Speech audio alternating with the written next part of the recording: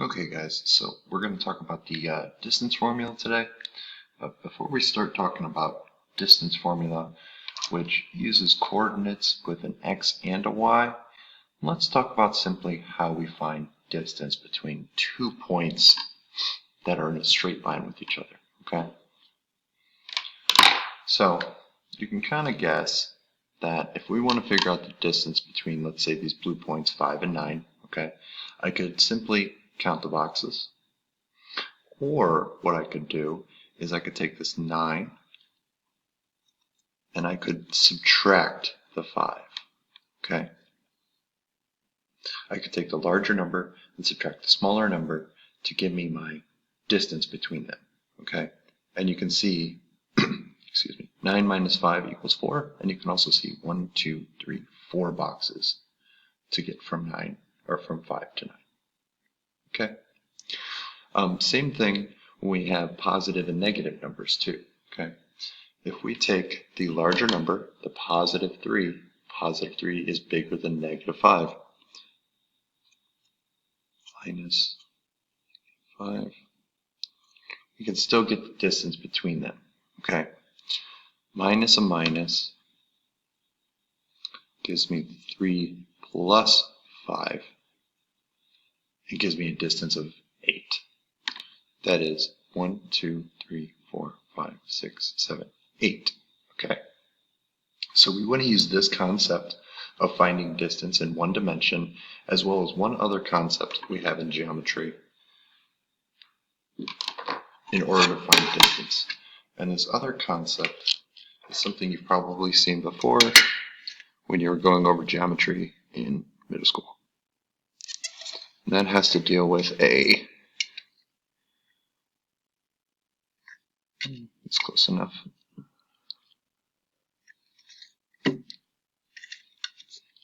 Right triangle, okay?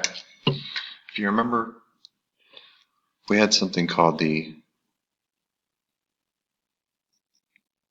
Pythagorean theorem, okay? Pythagorean theorem stated that if we had two sides, A and B, we could find the third side, C, by using the equation A squared plus B squared equals C squared. Okay? Like for example, if we had sides A being 3, side B being 4, I could plug it in as 3 squared plus 4 squared equals C squared. 3 squared is 9. 4 squared is 16. That equals 25. So C squared equals 25. And then we would just take the square root of both sides to get C by itself. Because the square root cancels out the square. Okay? So that's normally how we would use the Pythagorean theorem. Here with the distance formula, we're going to use this theorem as well as this concept to find distance between points like this. Okay? And we'll see why in just a moment. So right here we have 2 points. The red point we'll call point 2.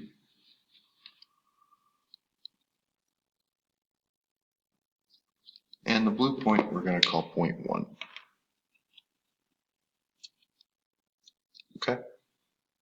Now, if we want to find this distance between them, so we want to find the length of this line segment, I should say, we need to see a few things first, okay? First, we need to see how much up and over this goes, okay?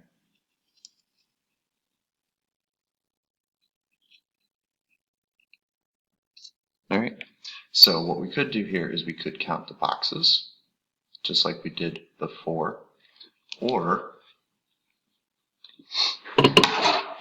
what we can do is, in order to find the distance that we went over, we can take our x's and subtract them from each other. So let's do that.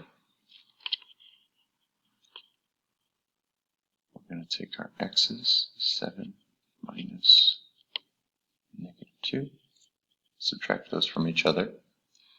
That will tell us this distance here, okay?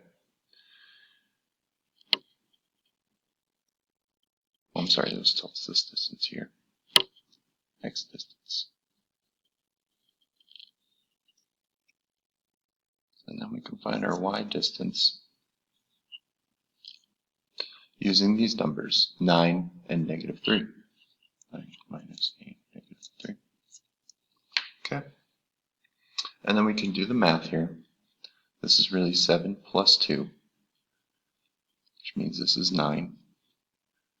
And this is really 9 plus 3, which means this is 12. And we can count the boxes and we can assure that that's what the answer is. Okay.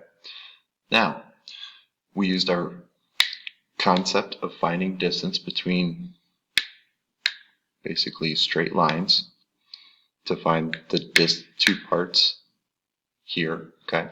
And what you'll notice is, since this is on a coordinate plane and we're going perfectly vertical and perfectly horizontal, we are creating a 90-degree triangle. So this third side can be found using the Pythagorean theorem. Okay, so 9 squared plus 12 squared, because here we have A and here we have B. We're going to try and find C. Okay, 9 squared is 81, 12 squared is 144, that equals C squared. Now when we add that together, we get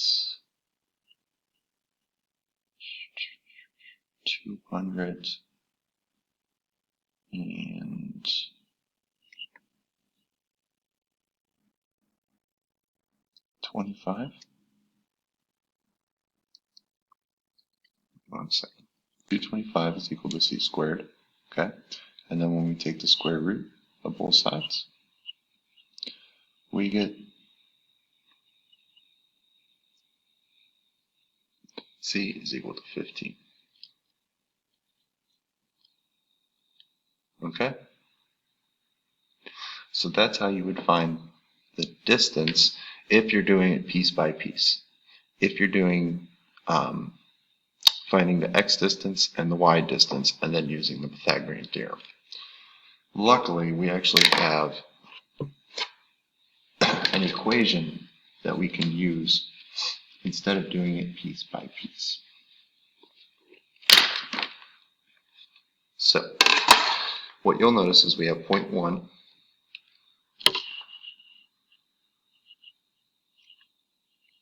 Just like when we were doing slope, we can rewrite that as x1, y1. And point 2, we can rewrite that as x2, y2. Okay? So basically point 1 is this point down here, point 2 is this point up here, and just like with the slope, it doesn't matter which one you use as long as you keep the order the same. Okay? So if we want to find distance, first thing we have to do is find that x distance, and that's x2 minus x1, just like we did 7 minus -2. And then we square that because of the Pythagorean theorem. Then we do y2 minus y1, just like we did here. We square that. And then the very last thing we did is we took the square root of the whole thing. Okay? So if we want to use that, we would have d equals, let's make a big square root to start. Okay. And then we're going to have x2 minus x1, 7 minus -2 squared, plus y2 minus y1, 9 minus -3 squared. Okay? Here we know that's 9 squared. Here we know that's 12 squared. This is equal to 81 plus 144, which is equal to the square root of 225, which is equal to 15. So you can see, instead of doing it piece by piece, we can use this distance formula, okay? Plug in our x's and our y's from our 2 points, and then what you do is you add inside the parentheses first, or subtract, whatever the numbers are. Then you'll square those numbers, add those two numbers together, and then find the square root, okay? So what I want you guys to do is to try it out here on B11. It's going to give you it's going to give you 2 points, and I want you guys to at least get one correct. Okay? I just want to see that you guys can use the distance formula to punch in one correct answer. Okay, guys? So try it out. Email me if you have any questions.